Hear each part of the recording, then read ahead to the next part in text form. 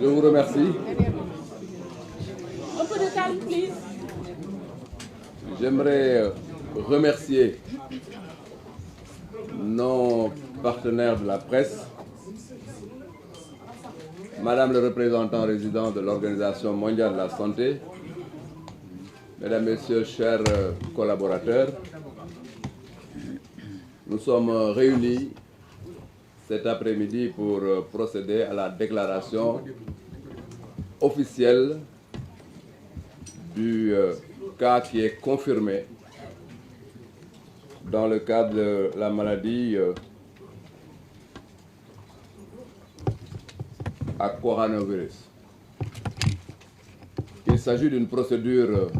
que le pays est obligé, bien entendu, de suivre dans le cadre de la transparence, mais aussi dans le cadre de la bonne information aux populations et surtout pour une meilleure maîtrise de l'information par le système de santé. Le vendredi 28 février 2020, la cellule d'alerte du ministère de la Santé et de l'Action sociale a été contactée par une structure médicale privée de la place au sujet d'un patient de nationalité française reçu en consultation et présentant une fièvre de 39 degrés, un mal de gorge et des maux de tête. Sur la base de ce tableau clinique, répondant à la définition de cas, une équipe s'est immédiatement rendue sur les lieux pour pousser les investigations et effectuer les prélèvements. Il s'agit, je l'ai dit tantôt, d'un patient de nationalité française, marié et père de 2 enfants, qui vit au Sénégal avec sa famille depuis plus de 2 ans. Il a séjourné en France, précisément à Nîmes et à la station de ski de la région d'Auvergne-Rhône-Alpes, dans la période du 19 au 25 février 2020. Il est arrivé au Sénégal le 26 février 2020 après ses vacances. Le patient est actuellement mis en quarantaine au centre de traitement du service des maladies infectieuses et tropicales de l'hôpital Fann. Les résultats des tests effectués par l'Institut Pasteur de Dakar se sont avérés positifs. À ce jour, l'état du patient ne suscite aucune inquiétude majeure. Ainsi, le dispositif de surveillance et de riposte au Covid-19 est renforcé et tous les moyens sont mis en œuvre pour circonscrire la maladie. Il s'agit bien sûr de la gestion des cas contacts, particulièrement de ses 2 enfants et de son épouse.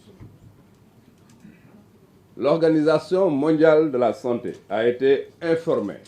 conformément au règlement sanitaire international. Le ministère de la Santé et de l'Action sociale appelle l'ensemble de la population à la sérénité et au respect strict des mesures de prévention recommandées. Je sais que nous pouvons parfaitement faire confiance à notre système de santé pour la maîtrise de toute la situation. Avant de donner les éléments d'information à Wolof, j'aimerais dire, pour les besoins de l'efficacité et de la transparence dans l'information, les journalistes qui souhaiteraient avoir une accréditation permanente au niveau de notre service de com pour recevoir l'information au jour le jour et la traiter sont la bienvenue au niveau d'une salle de presse que nous allons installer au ministère de la Santé et de l'Action sociale. ñi ngi leen di gërëm bu baax taskatu xabaar yi ci seen taxawaay ak ci li ngeen ñu wuyu ci tey élément d'information bu am solo bi ñu leen namm jox. ajjuma ñaar fukki fan ak ñett ci weeru février 2020 cellule d'alerte au ministère de la santé et de l'action sociale jot na benn information bu jógee ci benn structure médicale privée ne am na benn patient bu fa ñëw de nationalité française mais bi ñu ko seetee am na température 39 degrés gorge bi di metti mooy put bi mais aussi bopp bi aussi di metti loolu joxe njort ne mën na nekk feebar bi xamante ne mooy coronavirus parce que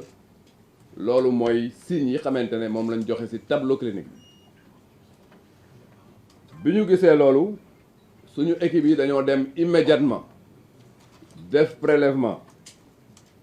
bi ñu defee prélèvement ñu yóbbu ko effectivement fu ñuy wax service des maladies infectieuses pour mën ko fa téye le temps que résultat yi gën patient boobu nationalité française la mais mi ngi nekk Sénégal depuis ñaari at ak ñaari doomam ak soxnam dafa demoon dëkk France précisément fu ñuy wax Nîmes ci benn station de ski bu nekk dans la région bu ñuy wax Auvergne-Rhône-Alpes nekk na fa ci période 13 ba le 25 février dellu ci Sénégal le 26 février Institut Pasteur bi ñu xoolee résultats yi xamante ne analyse bi joxe na ko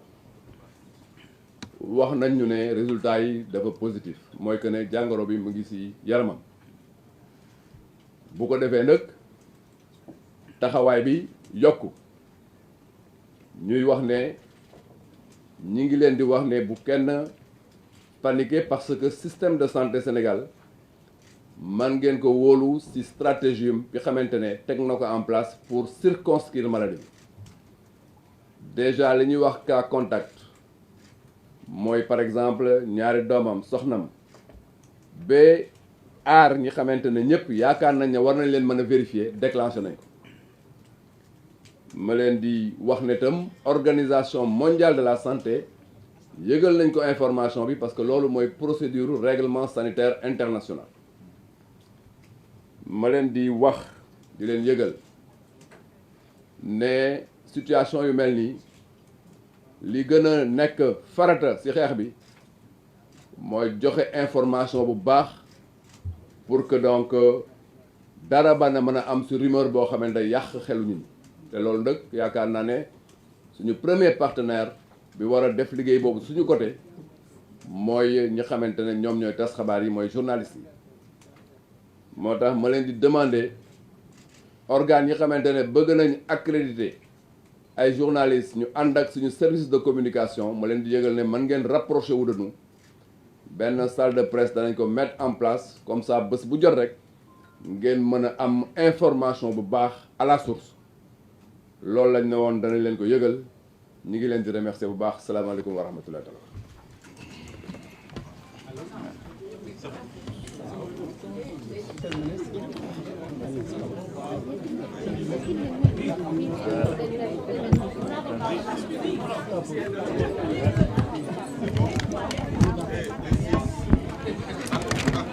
Bon, DG.